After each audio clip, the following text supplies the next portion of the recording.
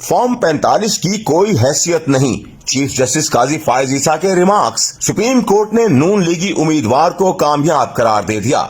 बलूचिस्तान के सूबाई हल्के PP 14 में दोबारा गिनती और रिटर्निंग अफसरान पर जानिबदारी के इल्जामात से मुतालिक दरख्वास्त की समाअत करते हुए चीफ जस्टिस काजी फायज ईसा ने रिमार्क्स दिए कि दरख्वास्त गुजार को कैसे पता चला कि गलत रिजल्ट तैयार किया गया। डब्बे खुलने के बाद फॉर्म 45 हो या 47 उसकी हैसियत नहीं रहती। सुप्रीम कोर्ट ने PP उम्मीदवार गुलाम रसूल की PP 14 में दोबारा गिनती और रिटर्निंग अफसरान पर जानिबदारी के इल्जामात की दरख्वास्त मुस्तरद करते हुए नून लीग के मोहम्मद खान लहरी की कामयाबी को बरकरार रखा। जस्टिस नईम अफगान ने कहा कि प्रिजाइडिंग अफसरान ने असल रिकॉर्ड पेश किया, आप कॉपियों पर केस चला रहे हैं। दरख्वास्त गुजार के गवाहान ने प्रिजाइडिंग अफसरान का नाम तक गलत बताया। दरख्वास्त गुजार के गवाह तो खुद को पोलिंग एजेंट्स भी साबित नहीं कर सके। जस्टिस काजी फायज ईसा ने रिमार्क्स दिए कि इंतखाबात में सबसे अहम शवाहिद वोट होते हैं। फॉर्म 45 तो प्रिजाइडिंग अफसर भरता है, या तो दोबारा गिनती पर एतराज करें कि डब्बे खुले हुए थे, प्रिजाइडिंग अफसरान की जानिबदारी साबित करें, बताएं क्या वो रिश्तेदार थे। झूठा सच्चा अल्लाह जानता है, हम हकायक पर फैसला करते हैं। दौरान समाअत वकील दरख्वास्त गुजार ने कहा कि फॉर्म 45 के मुताबिक